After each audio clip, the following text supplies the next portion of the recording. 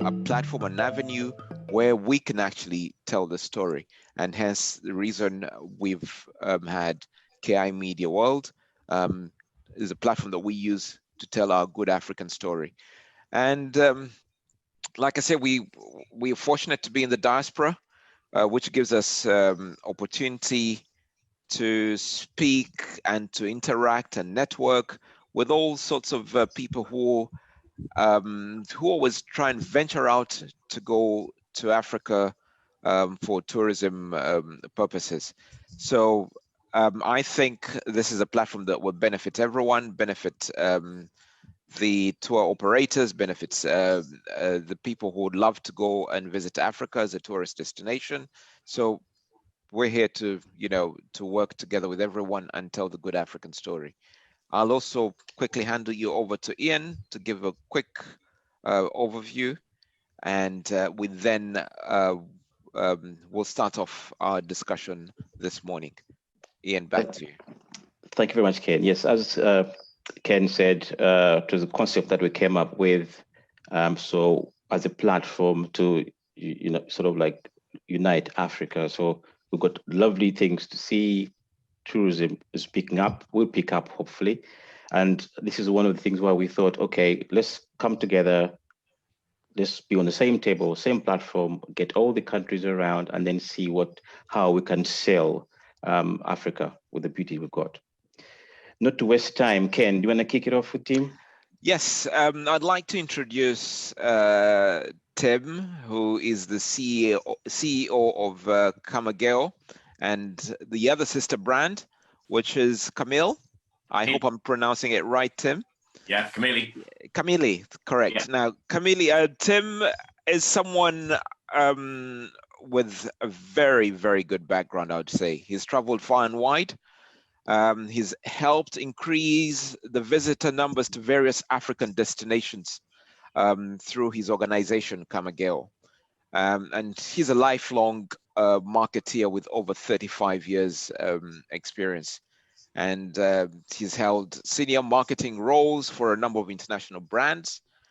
And he's won a few awards as well in marketing strategy and effectiveness.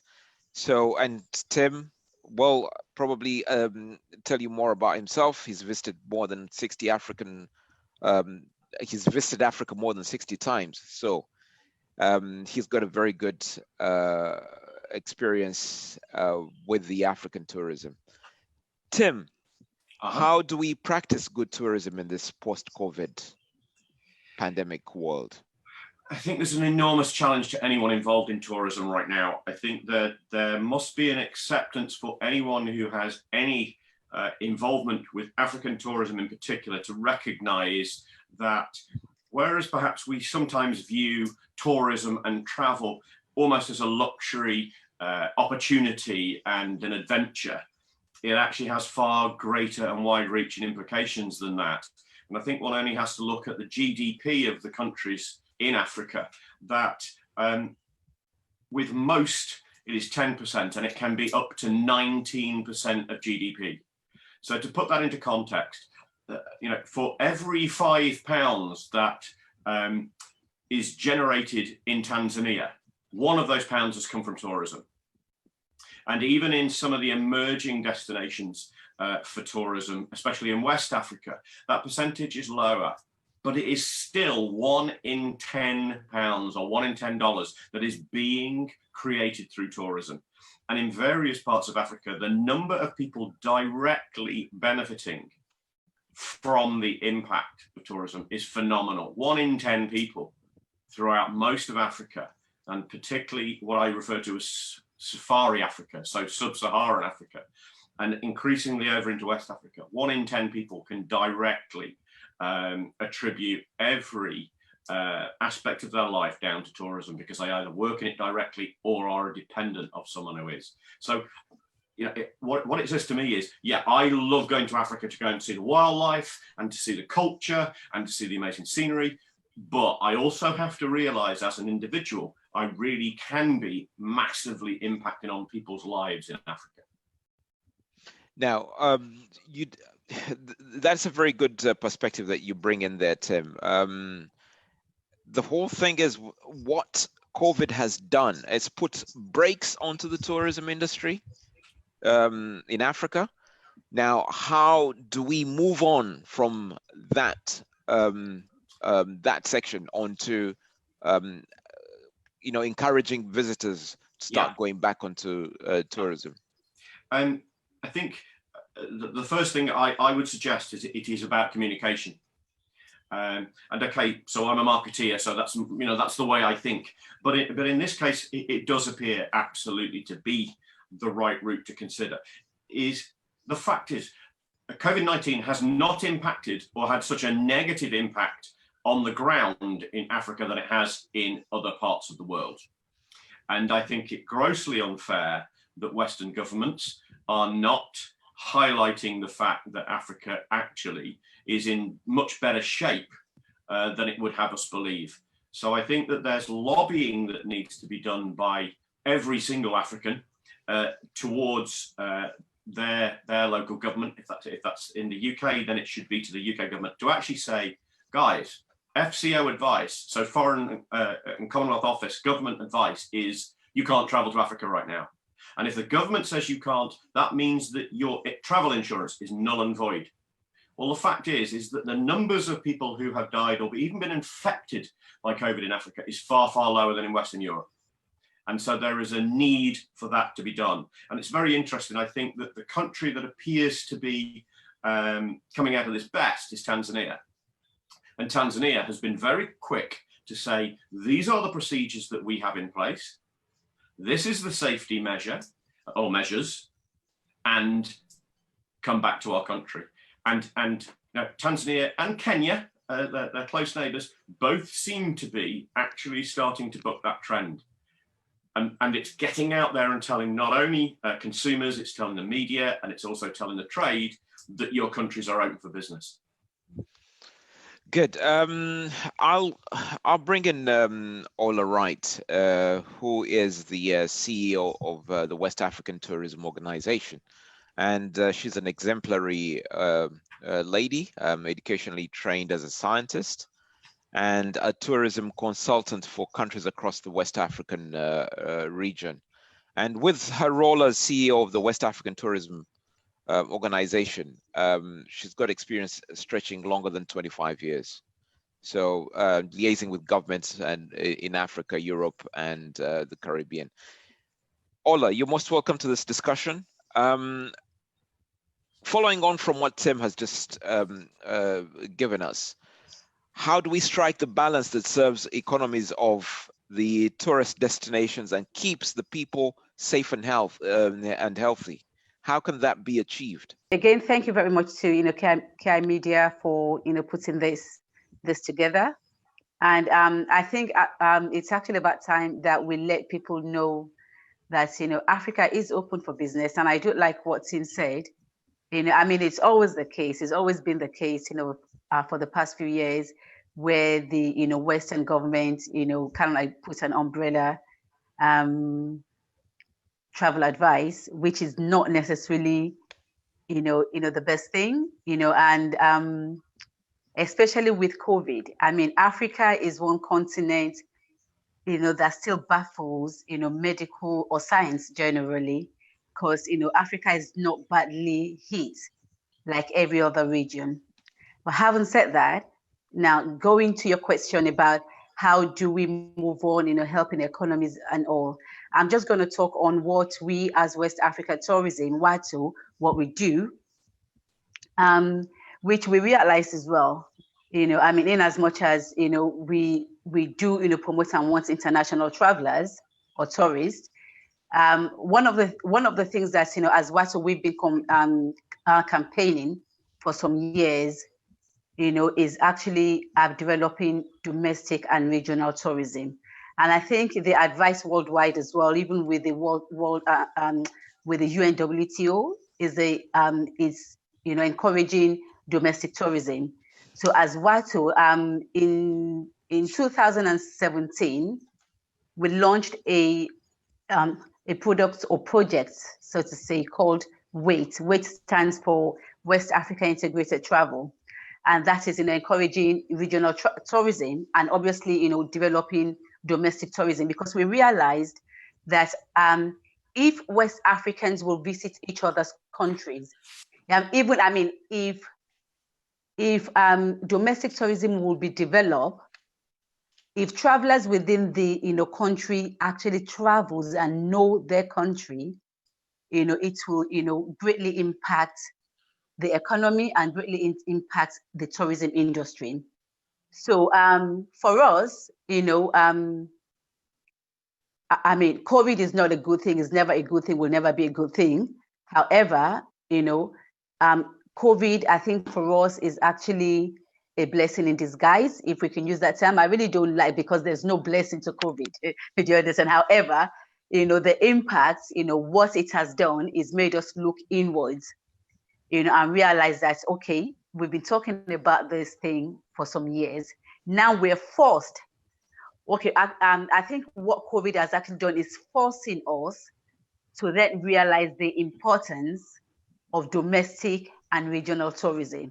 So that is exactly what we're focusing on, because at the end of the day, out of all the public continents, so to say, I can say that Africa is probably, there has been no or very little support from government, to the tourism industry or sector. If you're, in the UK, government set out the specific support for the industry. A lot of other countries have done the same as well. However, in Africa, that is really missing. So not only have we suffered the, effects of whatever African countries have suffered in the past, now this COVID is kind of like really made it worse, because the sector is the hardest hit.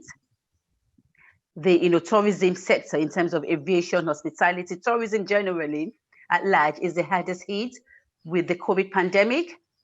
Now, Africa is not benefiting as well from government, and that is also because our government has never really focused on tourism, or seen or realized, so to say, the importance of tourism. There's a lot of lip service. A lot of people will talk, yes, tourism this and tourism that. However, because they've never really, realized the importance of tourism, though they live it day by day, but as a sector, they haven't really concentrated on that. So that has kind of like, played a negative. But however, as I said, COVID has made us, look into developing domestic tourism, and regional tourism. And this is what, as an organization, that we've been, campaigning for some years. So without the internet, because currently there's still a lot of, restrictions, and I know that, other people will touch on this. I'm sure Chloe is going to touch on it as well, because she's actually coming from the aviation sector. So there's still a lot of, restrictions with travels, especially international traveling. So in the absence of international tourists, what do we then do? Do we die of hunger? Does the industry, die or starve to death? No. So what we are now saying is that, each country needs to look inwards and develop domestic tourism. There are loads and loads and loads. I always say that, anyone can challenge me on this. I've traveled around the world. I talk to other people, Africa has much more than you can find in any specific region, and you can, do your own research on that. So we're promoting, domestic and regional tourism. We're calling for regional cooperation, and just to show you and highlight what we have in West Africa. You do have the video, so I'm going to ask you probably at this time. But before I do that, I would like to, just encourage people. You can always go onto our website. You can, follow what we do, etc. For tour operators, I know we get a lot of, inquiries from tour operators, etc. There are a lot of information, and you can also become a member. It's actually, I think we're offering free membership to tour operators, because these are people that work in the engine room. So, we need them. We need tour operators to, to sell our destinations. so you can become a member of, WATO, for tour operators and travel agents. It's actually free membership. So do avail yourself to that opportunity. So I'm going to just, show you a glimpse of the beauty of the fascinating West Africa. So you can go ahead and you can actually play the video. West Africa, an amazing African sub-region, blessed with great weather, warm and friendly cultures, amazing wildlife, breathtaking scenery, stunning beaches, and outstanding historic sites. The triggers of tourism activities and trade in West Africa's region are a numerous and unique sort. Best for investors to be on the lookout, not only for burgeoning special economic zones that further buttress prospects on a general trade scene, but also zoom in on previous and emerging tourism spots and activities that draw on tourists who are frequent spenders in their search for enriching adventure, good business, worthwhile enlightenment, and energy-driving fun.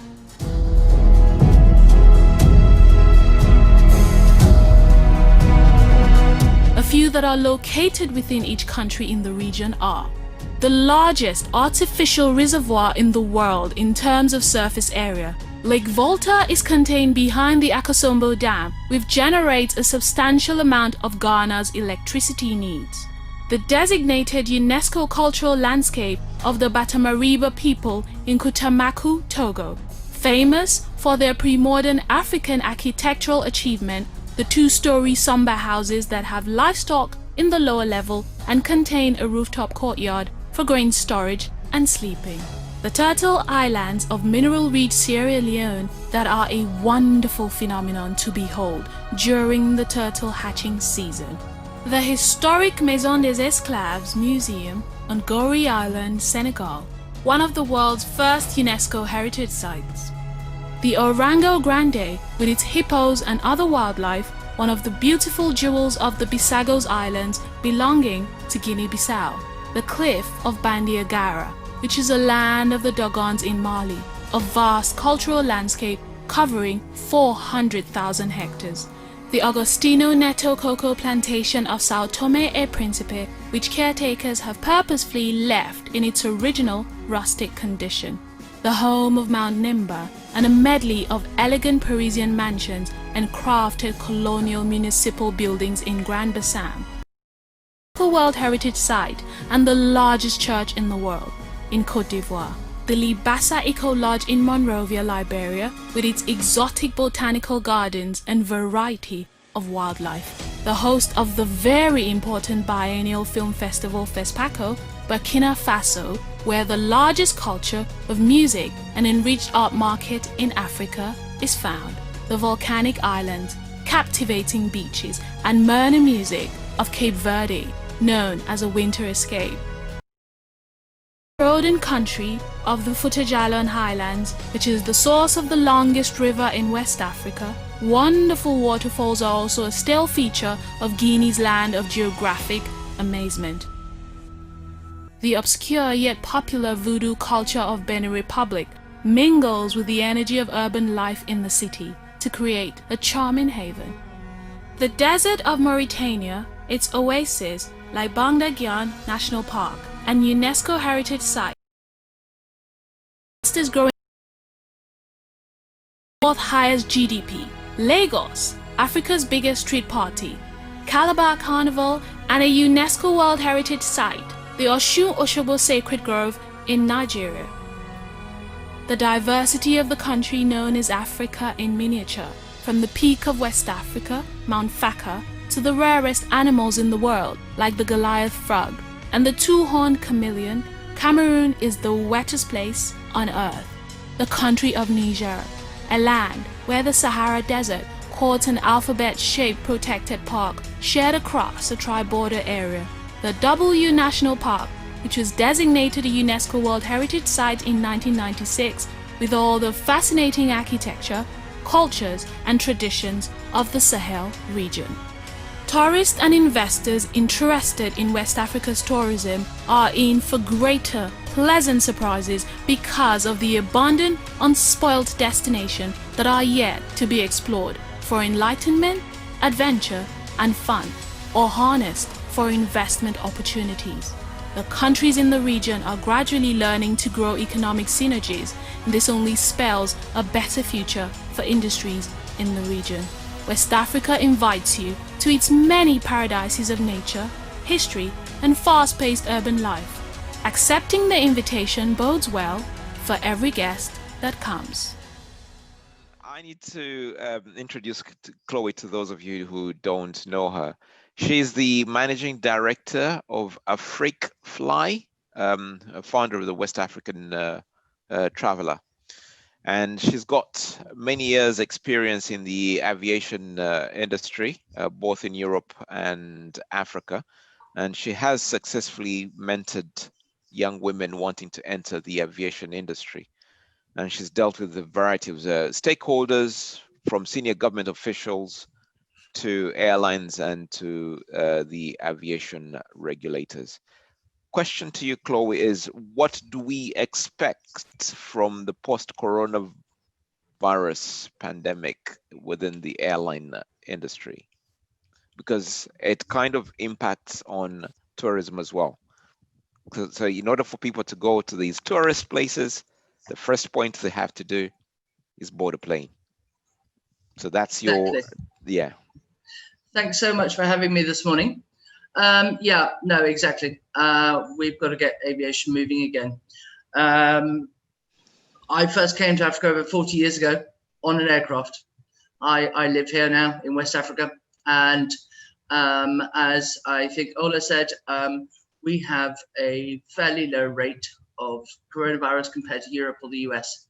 But I will say, I think that's probably because we kept our airspace shut in the main part, both here in Cote d'Ivoire, Liberia, Ghana, Nigeria, right across the region, and to some extent parts of East Africa kept their airspace shut.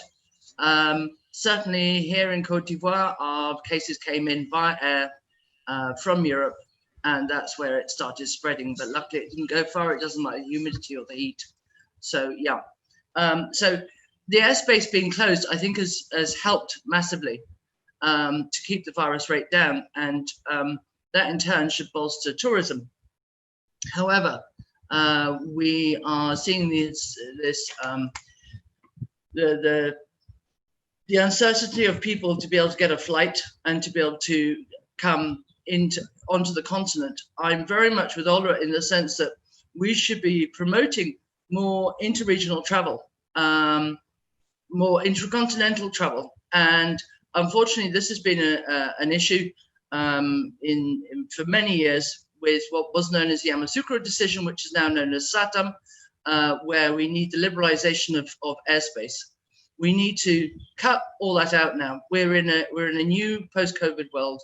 We need to cut that out and to be able to offer travelers connections across the continent and push into the tourism market there. While at the same time, I hope we'll see more visitors coming back from Europe and from North America. Having said that, we still have some airspaces that are closed. Yeah, South Africa's only recently opened. There's a couple that are still closed. They're starting to open up.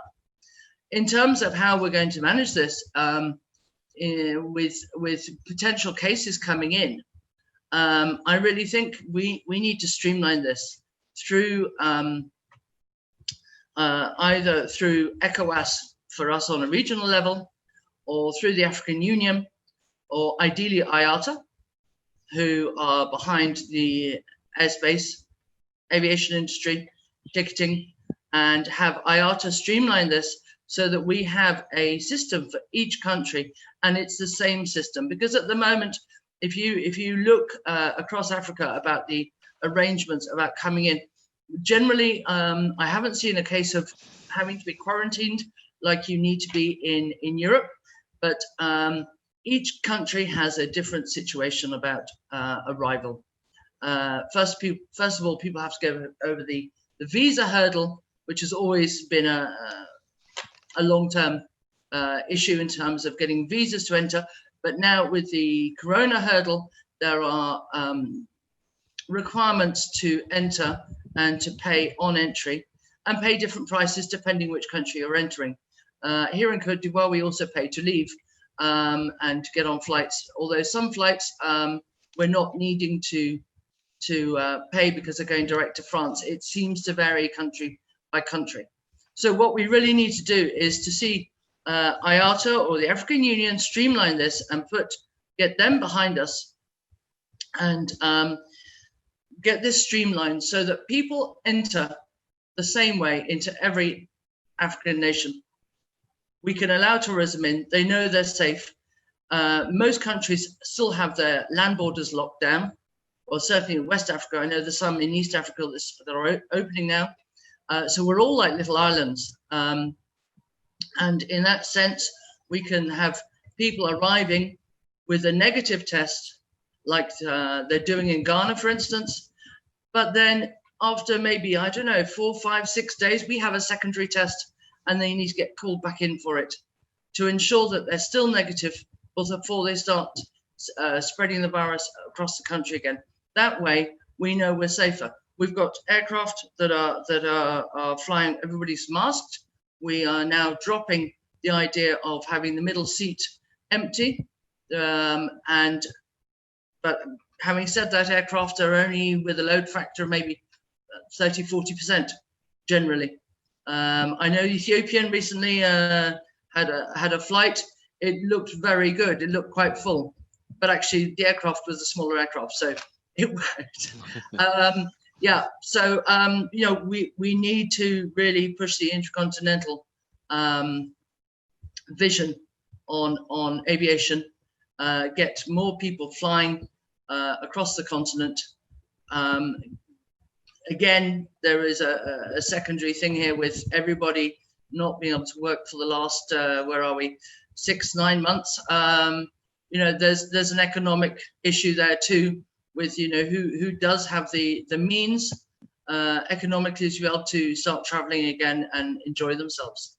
But the thing is that I want to bring in, Chloe, is how do you bring that confidence back to the consumers, to the people who'd like to travel? Say, for instance, myself, how do I get back that confidence to say, you know what, I can board that plane and travel safely to Côte d'Ivoire, to Tanzania, to Kenya, Uganda, wherever, you know, without having any doubts in myself that, oh my goodness, am I just going to be glued onto my seat and I can't turn left or right?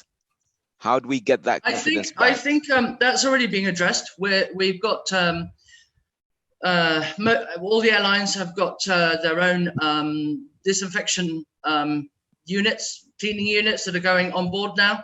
They're being disinfected. People are, from what I can gather, across Africa, particularly, not so much maybe in Europe or the US, but across Africa, people are being very respectful of other people, wearing their masks and you know, keeping their distance as much as possible. On aircraft, yes, it's different, but technically everybody getting on that aircraft has a negative test. Technically, they are all negative, and that's what everyone's got to keep in mind. You know, it's not so much of a lottery on an aircraft than it is going, you know, going on local transport here. You know, at least we know everybody's been tested, and that test has been recent. Normally, it's required within 72 hours prior to boarding, and yeah, you should be okay. That needs to be promoted more, maybe by airlines. And again, I go back to getting IATA or the African Union in to push this forward. Tim, coming back to you, some of the Ola touched on it. I think Chloe as well touched on it, where we have in the past kind of like concentrated on international tourism. When I say international tourism, I mean people from Europe going into Africa. Now it looks like that is kind of like changing, and now people are looking inwards and thinking, okay, Africa has been less hit, and the people who have been hard hit are having to think twice before they actually travel into Africa. So how are you looking at re-strategizing your marketing into pushing more for intercontinental, interregional tourism as opposed to international tourism? You're on mute, Tim.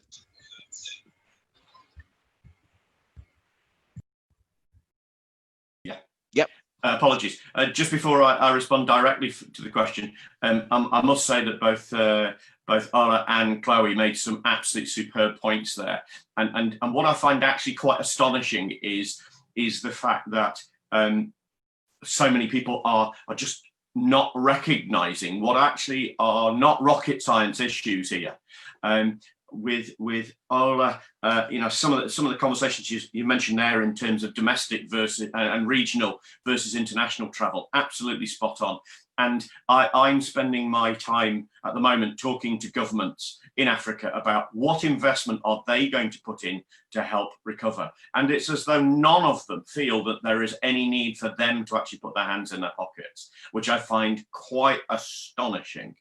And Chloe, I think some of the things that you mentioned there in terms of really putting domestic and regional tourism back together again is absolutely vital. And the opportunity to be able to fly anywhere within West Africa or East Africa or wherever now is a fantastic opportunity for that to go.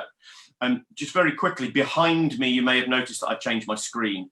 And on a monthly basis in the UK, we now run a thing called Consumer Watch, where we ask the opinions of 10,000 UK travellers who have been to Africa previously or have travelled for wildlife. Now, bear in mind, quite clearly, the vast majority of these people are going to have visited either Southern or Eastern Africa. So the West African aspects are going to be less, but it's a general. Now, these are their views on air travel, which Chloe, I specifically wanted to provide you with.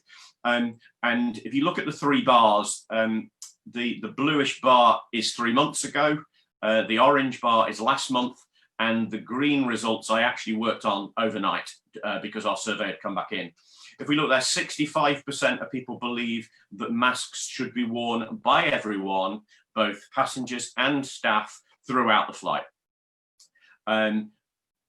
Curiously, 11% of people, so it's grown, and you can see it. I'm going to try and get to there you go. The second one on there relates to only 11%, but it's a growing number feel that it should only be staff that wear the masks. Reduced passenger numbers, and that was great, Chloe. I think that was a very good point there, that initially everyone was saying if you're going to get on a plane, there has to be a blank seat next to you. No, utter nonsense. And that's dropped to 52%. But kind of where, the numbers that we feel are really noticeable is that 32% of people feel you should not be able to get back onto a plane until you have been vaccinated, which is, crazy. And that's a point I'll come back to. But at the same time, there are 10% of people who say there should be no additional safety measures.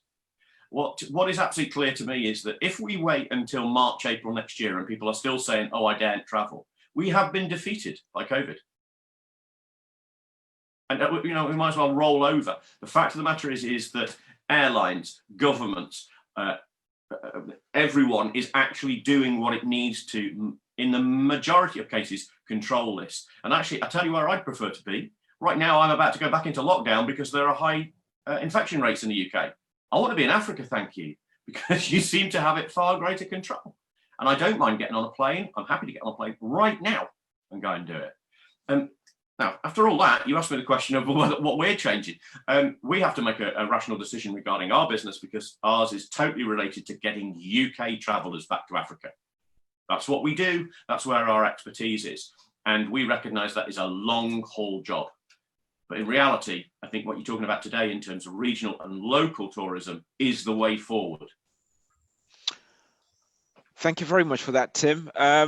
Ola, Tim hasn't given up on trying to get international travelers back into Africa. How are you positioned to offer that support to Tim and those like Tim who are saying, no, we are not going to let this pandemic pull us down, you know, and especially so, Africa is a region where we've had the lowest rates. So there must be something that's being done right in Africa that can still give confidence to the travelers to say, I will go for my safari. You know, Tim is not giving up. We're not giving up. You know, we are not at all giving up. So now, when I said, you know, obviously we're encouraging domestic and regional, we're not saying we're stopping or discouraging international tourists. One thing I did say is that we definitely, probably more than ever as well, need international tourists because we need those effects. You know, so now, listen, tourism is about a huge, large family. You know, you will have your, you know, immediate family, you'll have your extended family, but you are still one family, and you still have to, you know, be one family and not think, oh no, I'm only just gonna think, you know, whilst you develop, you know, and have, you know, more intimate time with your immediate family, you can't ignore your extended family. So this is exactly what we're saying. We're still, you know, promoting to international tourism. I mean, World Travel Market is in a few weeks. You know, we're still promoting, we're still encouraging our countries and member states to actually, you know, be part of it. We ourselves are still, you know, going there, and that is actually promoting to the international market. So we're not saying, you know, no international tourism. What we're saying is that, you know, hey, we are, you know, developing domestic tourism, which is, I mean, long overdue. Auntie, welcome to my world. When you said, you know, you've been talking to governments, you know, in Africa, and I mean, I don't want to talk so much about my government, and I don't want to, you know, government bash on this, you know, discussion. You know, however, welcome to my world. So this is what we've been facing. Now, this is why, you see, come to think of it, tourism is a private sector driven industry. Now, government needs to, you know, put the infrastructure in. So what we're doing is we're encouraging private sectors, you know, to work together. A lot of collaboration. Collaboration is really the way forward. You know, I mean, I often say to people, in fact, I stole a phrase from someone, you know, in a recent webinar. You know, I mean, it's probably common, you know, saying, but you know that, you know, individually we can go fast, but collectively together we can go far. You know, so this is the key. And I often say, everybody wants to have a slice of the pie, and we all want to bake our own pie. However, if we come collectively and bake a bigger pie, we will have a bigger slice of that pie. So that has always been my philosophy. It's always been my focus. You know, so collaboration at this time is key. So we're not saying no to international tourists. We're just saying that, you know, it's long overdue that we develop our own in-house tourism, and we, you know, we basically encourage domestic and regional tourism. Now, if I take a Sierra Leonean, you know, I'll probably ask, okay, how many Sierra Leoneans have traveled around Sierra Leone? If I take an Ivorian, Chloe, you're there. Mm-hmm. How many, you know, Ivorians have traveled around Ivory Coast or Cote d'Ivoire?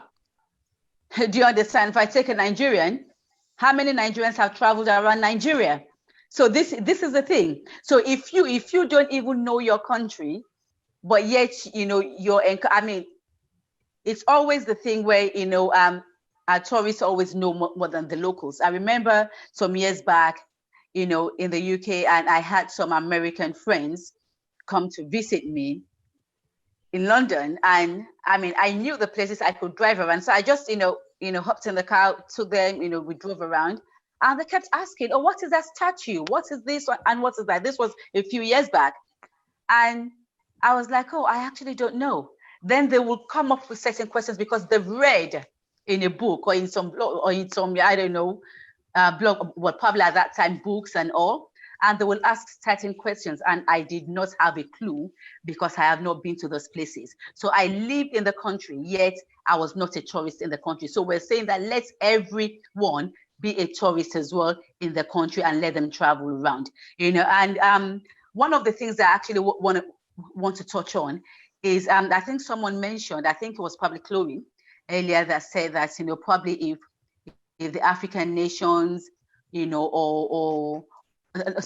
the AU or the ECOWAS, etc., may probably do something. And in 2018, ECOWAS actually came out with something that has actually been in the pipeline for some years, but actually came out, and launched the, ECOWAS regional tourism policy, and the ministers of tourism adopted that in 2018.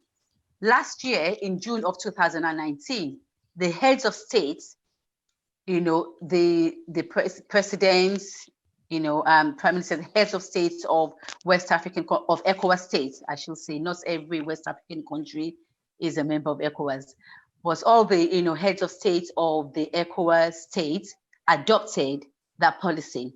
Now, again, a typical government, in a way, policy was adopted, yet nothing is being done.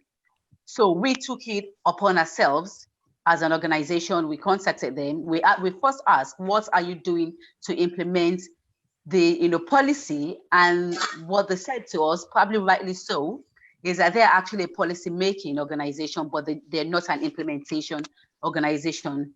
It's a bit strange, saying that. However, we thought, okay, well, we're an implementation. We're actually, the to-do organization. So we will take it upon ourselves. We will work with all the, member states and actually implement the, the policy. Now we realized, though the policy was written pre-COVID, we realized that if the policy is actually implemented during COVID, it will actually help us, navigate our way out of the fog. So it has a lot of goodies within the policy. As I said earlier, it's interesting that our governments don't really realize what tourism is. So I don't think they adopted it.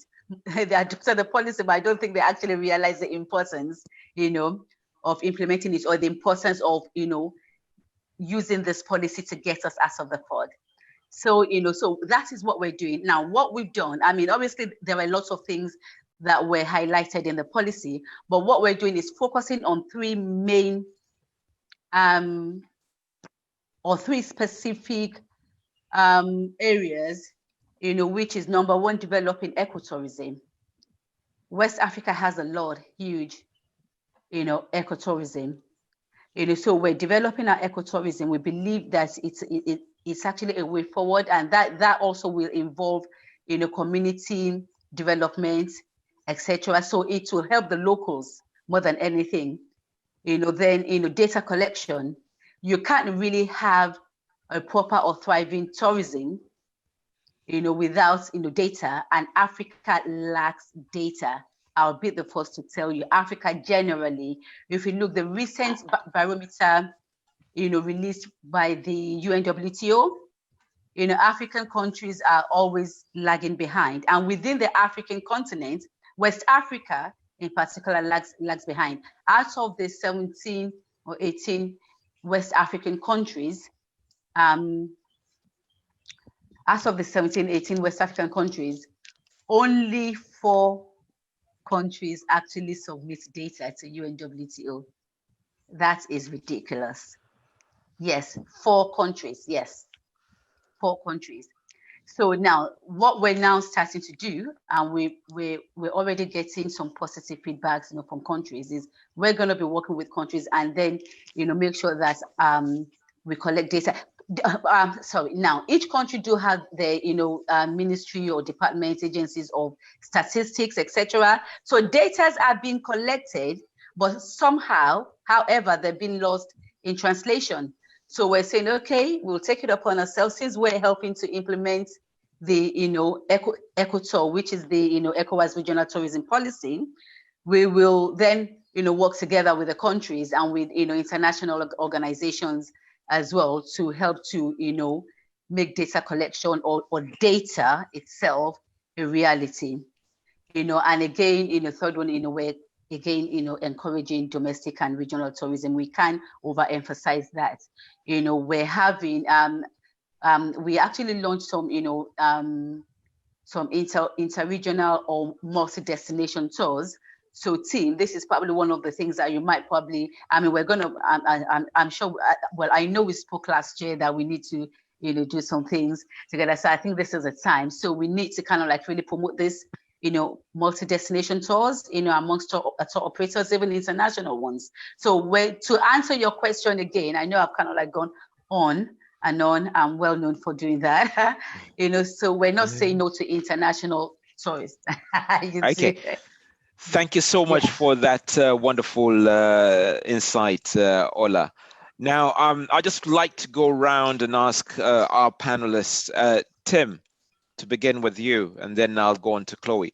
Does this give you a time, with COVID, the post-COVID pandemic, does it give you a time for reflection and to reset and reshape tourism as how you want to see it tomorrow from a marketing perspective? Yes, 100%. The positives, if you like, of this time is that we have had the opportunity to stop and think. We've had the opportunity to tear up a rule book. We've had an opportunity to plan for the future. What's very clear to me with the market that is where my expertise is in the UK is wanderlust. The disease that says you just have to travel and you desperately want to go back to the places around the globe. That is more prevalent than ever. We've got it's one of the biggest changes that we've seen in attitude as the months have gone by is people's determination to take the opportunity to travel more in the future. Now, how far away the future is a different matter. But from a UK perspective, there are more and more travellers who really, really want to get out there. And I will quote the phrase, the only one man I'm envious of is the man who's never visited Africa. Because, wow, has he got something exciting to look forward to. Great. I think this would be a time for you to collaborate with what Ola just pointed out there in terms of speaking to governments and say, hey, listen, I think they've now realized what the COVID pandemic has done to the economies and how these economies can be picked up again in terms of showcasing and saying tourism is a very, very important part of your GDP. Yeah, agreed. Yeah. Chloe, just coming to you,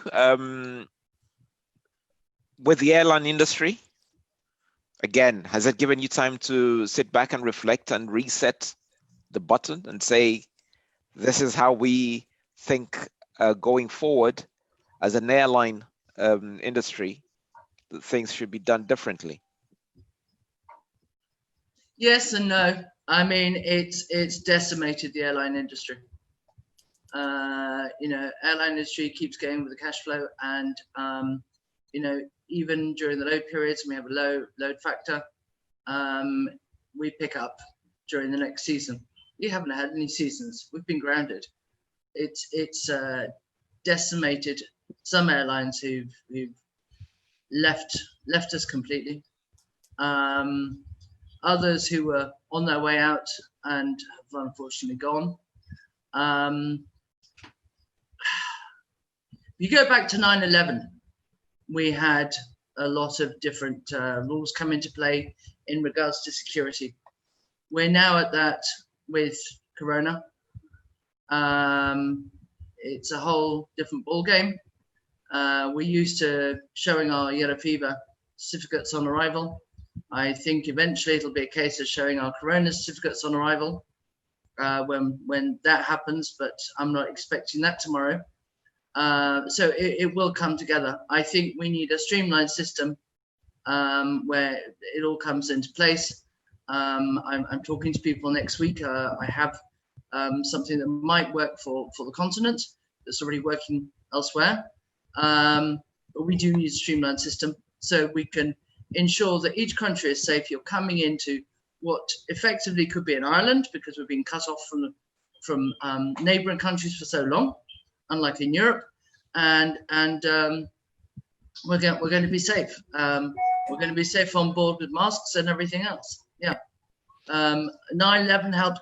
The other thing somebody mentioned after I spoke last time was I do attribute the fact that we are ahead here in terms of Corona due to Ebola and other situations. We had Ebola here in West Africa in 2014. We learned to live with it. We dealt with it. It's gone, hopefully for good. But it was dealt with. Whereas, and that killed African tourism again. We suddenly found people were not flying because South Africa seemed to be closer to Guinea and Liberia than Europe did. And so people cancelled their trips to South Africa, to Kenya, to wherever else. But in fact, people obviously hadn't got their map out and checked the distances because Kenya is somewhat further away from Liberia and Guinea than Europe was. So, you know, we need to, I think everybody needs to step back and really have a look and say, well, you know, is this really going to affect me? When I get there, am I going to have a good time? What's the infection rate when I get there? And look at it from another point of view. And as far as flying is concerned, you know, we're still going to be flying. We need to fly, both intercontinentally and internationally. And yeah, you know, we'll move forward. Thank you very much for that, Chloe. Just picking up on what Ola also pointed out, which I found to be a very, very, very important aspect of this whole COVID-19 pandemic, which again, I think helps all of you, the airline industry, Tim and his marketing department, is the lack of data. And I think that is going to be something that's very pivotal to the work that you do in trying to get back people into, you know, into flying out and visiting various countries. How are you going to try and streamline this and say data is extremely key, it's important for this industry to pick up again?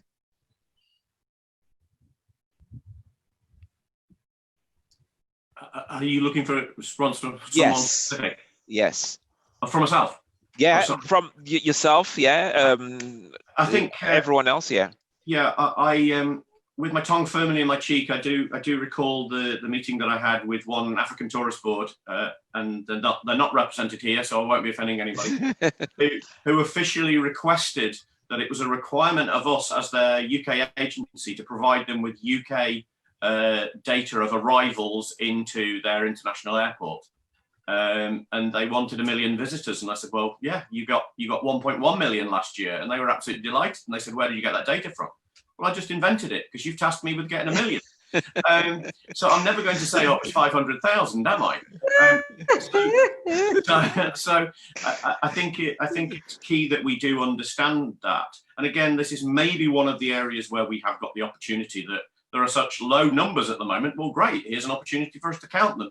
And if that's count them on our fingers, then do that rather than invent numbers. And I think one of the major issues in terms of data for Africa is the political requirements, where the Minister of Tourism is required to get a certain number of people in. He's not going to turn around to his president and say, I didn't achieve it. And until we get rid of that sort of mentality, then that's going to be a problem.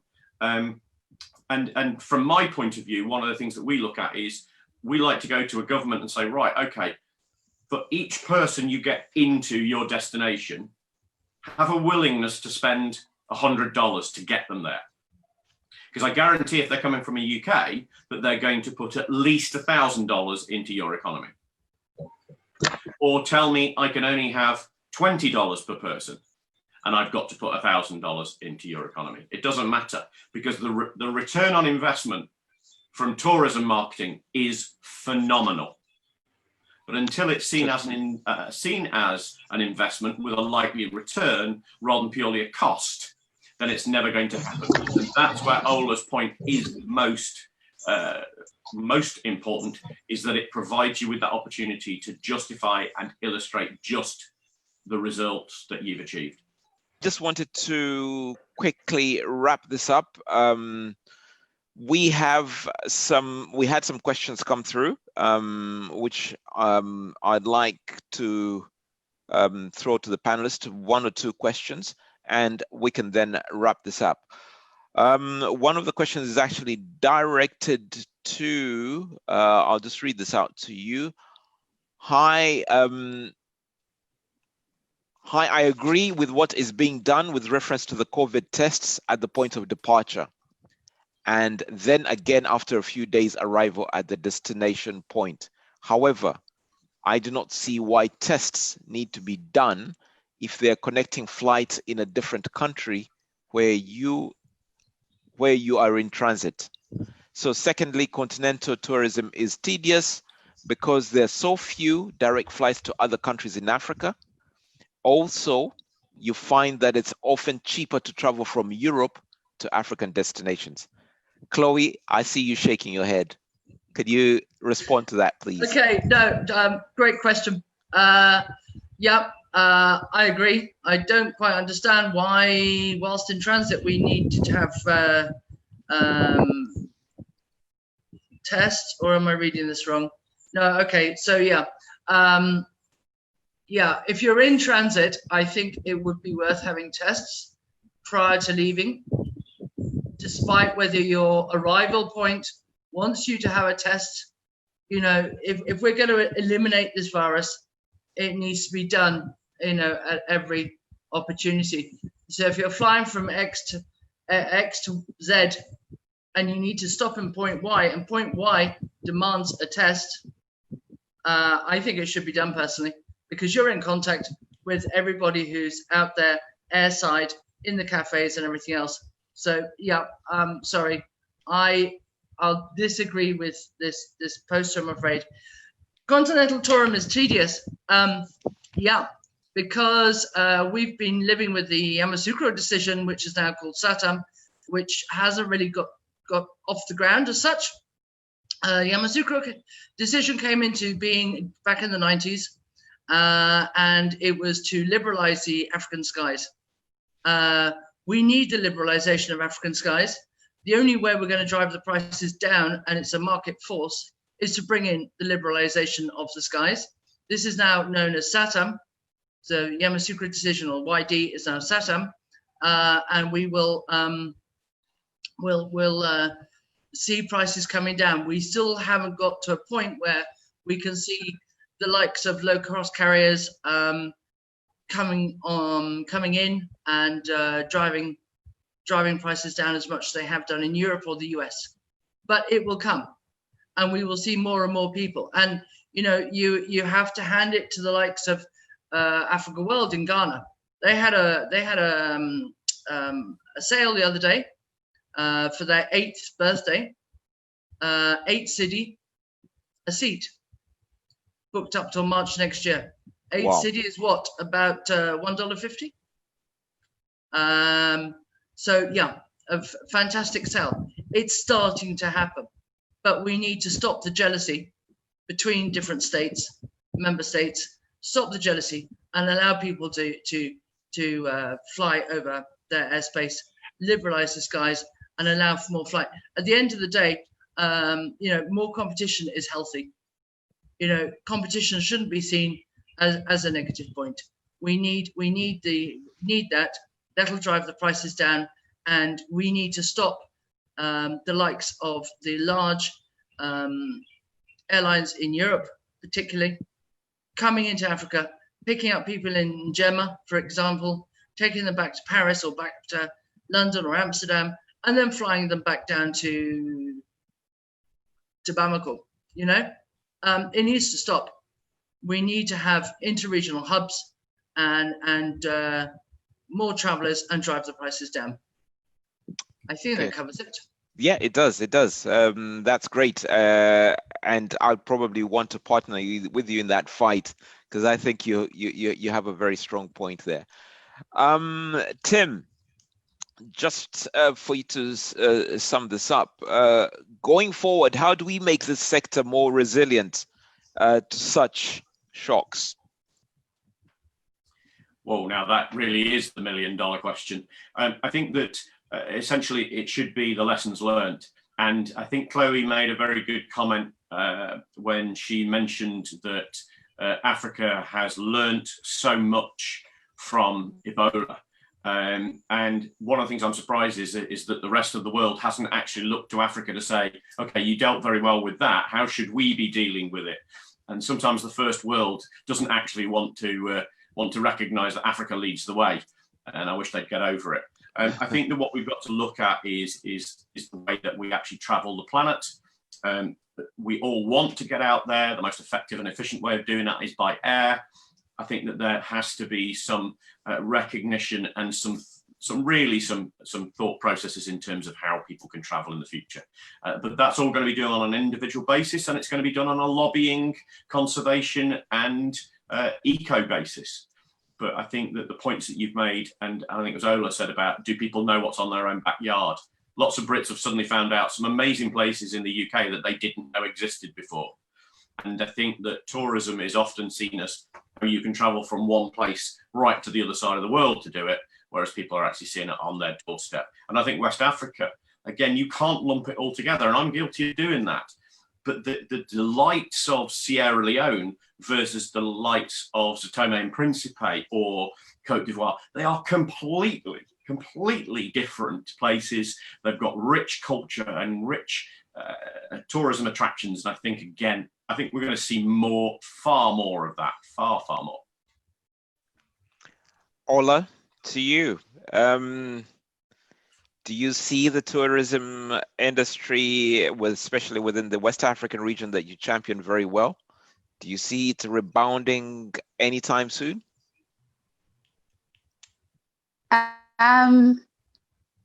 With all the challenges with all the challenges that have been thrown at it.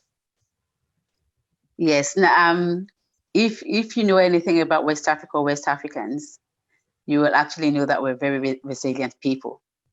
So Africans generally, Africa as a continent generally, very resilient. And as I said, if I don't see it, rebounding, this is why we've put the policies and what we do in place, the plans that we have as an organization. So we do strongly believe in those plans, that the plans will work. We need to continue to engage policymakers, decision makers, i.e. the government, but we're not waiting, as private sectors, we're not waiting for government to make things happen. We need to, push forward and actually make things happen. And we already are seeing, some improvements. We already are seeing some improvements, and I think, even kind of like answering one of the questions, I actually already answered to it on the chat, is that, there are still certain infrastructure challenges, in a lot of our West African countries. However, is actually, because I think someone put on there and actually asked, that in terms of infrastructure, you can't get, a good road to actually lead to tourist sites, and sometimes they're actually not marketed, so you actually don't know what is available even within the countries. That in terms of that, that can be private sector, so we will handle that. In terms of the infrastructure, this is where we have to keep knocking on the doors of governments and keep, talking to them and lobbying them to actually, put proper infrastructure in place. So with all this, yes, we do see it, rebounding soon, obviously with all this plans in place. Yes.